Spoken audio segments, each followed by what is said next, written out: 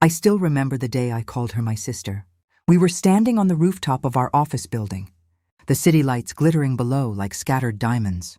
Priya hugged me tightly, her perfume wrapping around me the same way it had for 8 years. "No matter what happens," she whispered, "we rise together." I believed her. My name is Meher. At 32, I had built everything I ever dreamed of. I was the senior creative director at one of the biggest advertising agencies in the country. Campaigns with my name on them were running on national television. I had the corner office, the respect of my team, and a future that felt golden. And Priya? She was right there beside me. My best friend, my sounding board, the one who knew every secret, every insecurity, every late-night fear I carried. We started together as juniors. I rose faster. She always said she was proud. She celebrated every promotion with champagne and cake. She cried happy tears when I got my biggest client, the one that made my career. But what I didn't know was that every smile hid a knife. It started with small things. A rumor here, a missed credit there. I brushed them off. Office politics, I told myself. Until the morning everything shattered. I walked into the boardroom for the biggest presentation of my life, the campaign that could take me to the global level. The CEO was there. International clients were on video call. And when I opened my laptop, my entire deck was gone, replaced by a single slide, a photo of me, drunk, half naked, taken at a private party 5 years ago. The room went dead silent. Someone gasped. The clients disconnected. My boss looked at me like I was a stranger. I stood there frozen while my world burned in front of me. Later that day, the HR email came. Formal investigation, suspension pending inquiry. And that's when I found the USB drive Priya accidentally left in the conference room. It had my original files and a hidden folder with every private photo, every old chat, every vulnerable moment I had ever trusted her with. She had planned this for months. My best friend, my sister. The next few weeks were hell. I couldn't sleep. Every time I closed my eyes, I saw their faces in that boardroom. The pity, the disgust, the judgment. My reputation, which I had spent 10 years building brick by brick, was destroyed in one morning. Clients pulled out. Colleagues started whispering. Some stopped replying to my messages. I called Priya that same night, voice shaking. Why? She didn't even pretend to be shocked. Her voice was ice cold. Because you always had to be the star. Meher, every room, every promotion, every praise, and it was always you. I was tired of standing in your shadow. Her words cut deeper than any knife. 8 years of friendship. Countless nights where I helped her with her work, covered for her mistakes, even lent her money when her family was struggling. All of it meant nothing.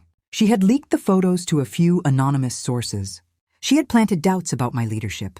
She had even created fake emails suggesting I was having an affair with a married client. All to make sure I would never recover. I broke down completely. For 2 weeks, I barely left my apartment. I cried until my eyes were swollen. I questioned everything. My worth, my talent, my place in this world. The girl who once commanded conference rooms now couldn't even look at herself in the mirror. But pain has a way of teaching you. Slowly the tears dried up, and in their place, something colder grew. I started digging, quietly. I discovered that Priya had been stealing credit from juniors for years. She had manipulated numbers on 3 major campaigns. She had even taken money from a vendor in exchange for pushing their terrible work. I found everything. Chat records, bank transfers, screenshots, voice notes. She thought she had destroyed me. She had no idea I was about to become her worst nightmare. I didn't scream. I didn't confront her. I simply became better at the game she started. I rebuilt my reputation in silence. I reached out to the clients personally, showed them the original campaign, explained the sabotage without naming her. Some believed me. Slowly doors started opening again.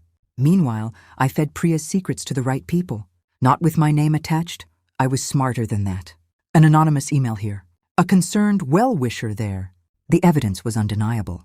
The day the company announced they were letting her go was the sweetest day of my life. I watched from the cafeteria as security escorted her out of the building. She looked small, broken. Exactly how she wanted me to feel. But I wasn't done. 2 months later, Priya was trying to rebuild at a smaller agency. I made one quiet call to a friend in the industry, shared just enough. Suddenly, every major agency knew her name for all the wrong reasons. Her reputation followed her like a shadow. No one would touch her. The last time I saw her was at an industry event. She looked thin. Her eyes were hollow. When our eyes met across the room, she knew. She knew it was me. She never said a word. She just turned and walked away. I didn't feel joy that day. I felt peace. Because revenge isn't always loud. Sometimes it's quiet, surgical, and deeply, deeply deserved. I still carry the scars she gave me, but they don't define me anymore. They remind me that trust is precious and blind loyalty is dangerous. I learned to protect my light, to never shrink myself to make others comfortable, and most importantly, to never underestimate a woman who has nothing left to lose. If someone tries to bury you, make sure they know you can dig yourself out. And when you rise, you don't have to drag them down. Sometimes you just let them drown in the hole they dug for you. My name is Meher, and I am no longer the woman who cried in that boardroom. I am the woman who made sure the one who broke me could never break anyone again.